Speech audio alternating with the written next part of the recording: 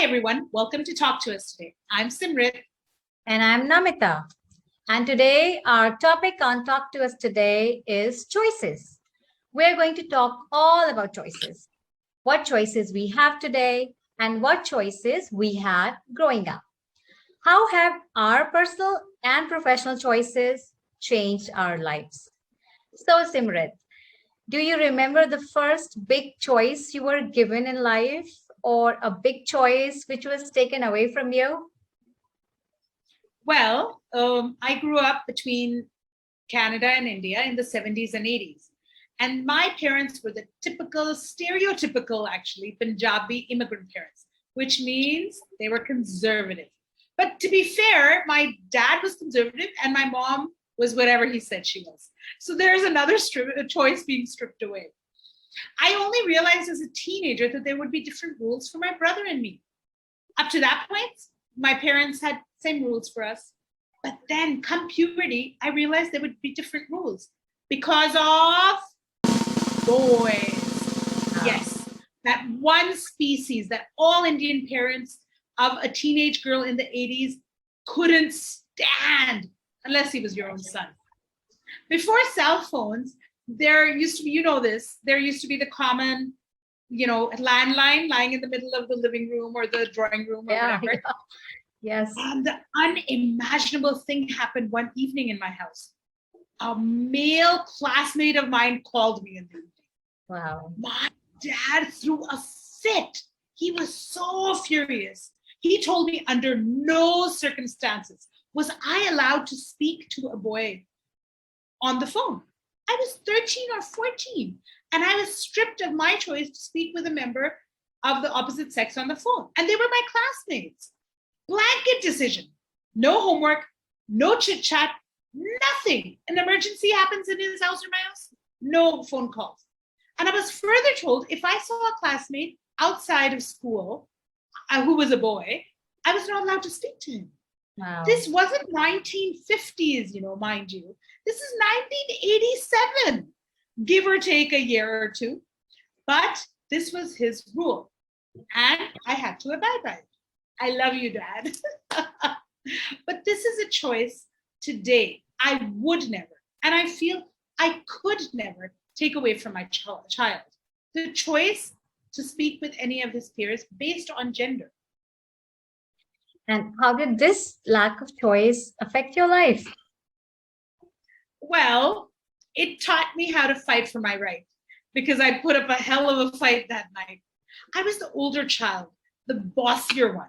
And I was used to having my way.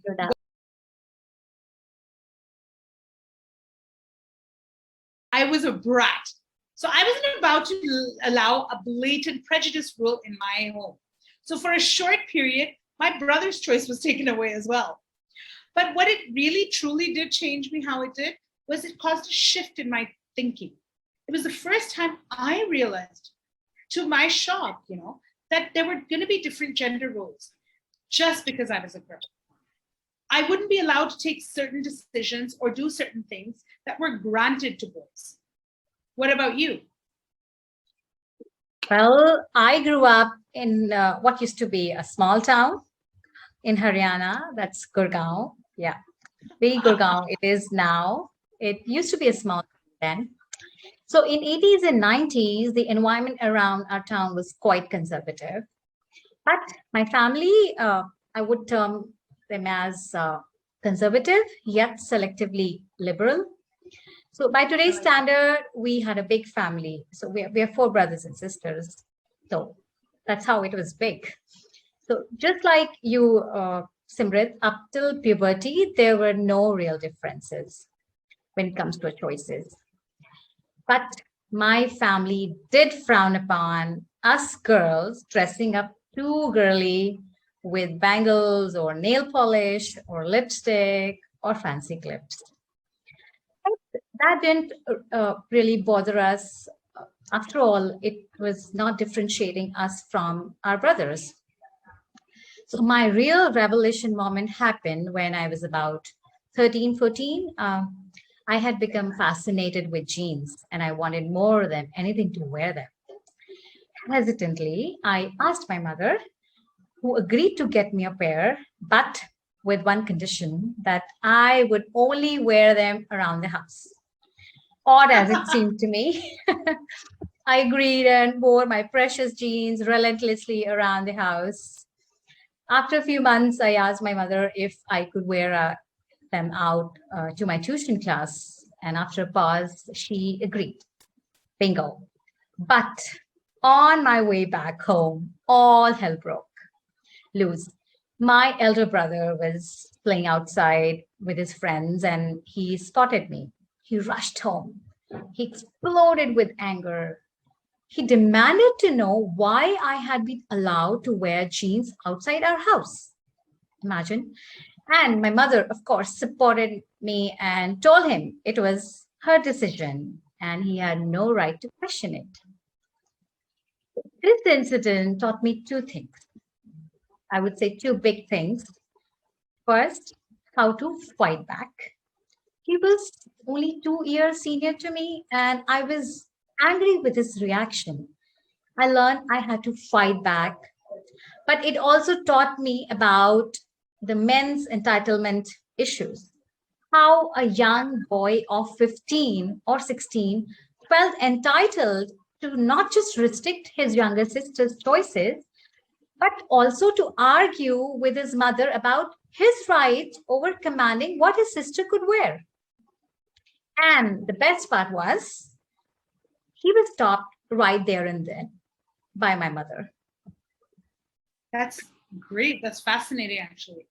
I hope this changed his attitude for his wife and daughter in the future. Yeah, yes, definitely. He's a different man right now. So men's entitlement issues is a very interesting topic, but let's shelve that for another day. Coming back to choices, how did this incident change your relationship with your family in the future? Well, these restrictions on my choices did change me a lot. And it did change the dynamics in our family relationships. I was one of the fortunate ones because all the women in our family always stuck together. And because of these incidents, I have always been close to all the women in my family. But let me tell you, there was a time when I was very good at gymnastics and I was participating in competitions and was doing very well. But in grade 9, I was stopped from participating in the sport.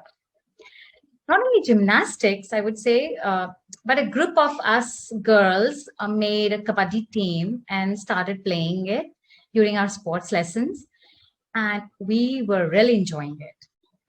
Some boys and few teachers again complained about us, and we were told we couldn't play that sport anymore. As heartbroken and upset as we were not given a choice. I was never into sports, so I never thought about this. But there must be so many budding sportswomen who are probably not allowed to continue. Who knows? You could have got a gold medal. Of course, That choice, yes.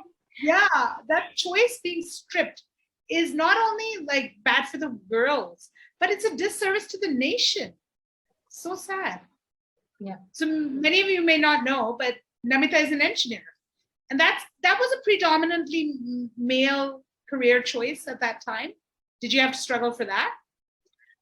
Well, engineering was becoming more common for girls when I chose it. So that was not a struggle for me.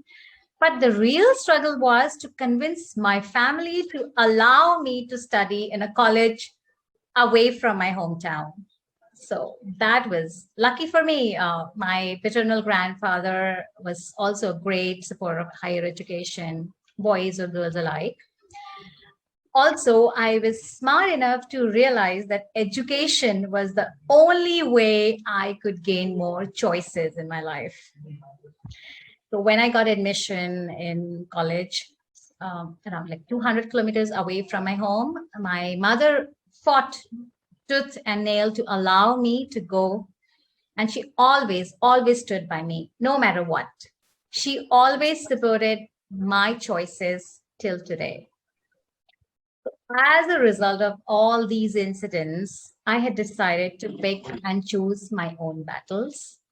I didn't really care about what I wore or who I could socialize with. But to go to a college of my choice, what job I have to pick, I took my own decisions and fought for them. Interestingly, it did pave the way for many of my younger female cousins. And although I was the first girl from my family to go away for higher education, I was definitely not the last one. Sure. That's amazing and inspirational.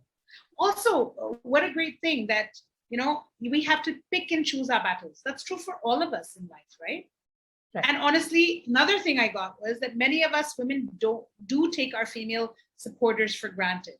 And you're obviously not one of them. So kudos to you guys. The control or restriction of our choices in our youth led to one of the biggest restrictions in life, and that's the choice of a life partner. Many of the liberal families that we know are completely comfortable with their young boys having girlfriends, and they'll subtly brag about it. But when their daughters have a boyfriend, they'll say, he's just a friend. Or they won't even discuss it. It'll be brushed under the carpet. So early on, what happens is the young girl is taught that these choices are not welcome. She's being groomed to suppress her choices and silence her voice. Yeah. When it comes to choosing a life partner, many girls keep their preferences to themselves just to please their parents, isn't it? But why is this? I think personally, it's because we girls are taught that any choice we take in our lives will affect the respect and izzat of the entire family, the clan, and our siblings' lives will be forever changed because of these choices. In the garb of ghar ki izzat, our choices are stripped. And I know many of you will say that things have changed. And yes, they have. But truly, if we look at the real picture, for what percent of the women things have changed? Not many. What really bugs me is when we do get married, when we're adults, obviously, why are we told to get permission from our husbands or our in-laws to go work, to go out with our friends, or even to go to our parents' homes? Even in the most progressive of families, where both the spouses are working, dual income, it's the understood responsibility of the women to organize the meals, do the laundry, the upkeep of the house. Why is that? In majority of households, the responsibility is not shared. This is all because of choices. We're not given a choice to say, you know what, this is not my forte, I won't do it. It's frowned upon, and we are judged in our ability to do these jobs. We're groomed constantly to suppress these everyday choices. Absolutely. Even in the workforce, many of are not judged upon their, on the basis of their abilities, but on their gender and marital status. And this is not just an Indian problem, this is worldwide. We are constantly asked if when we are getting married or having kids, our commitment to work is constantly doubted. Challenging projects and promotions are snatched away from us, and because we are women, and in turn, we are forced to stay behind the workforce.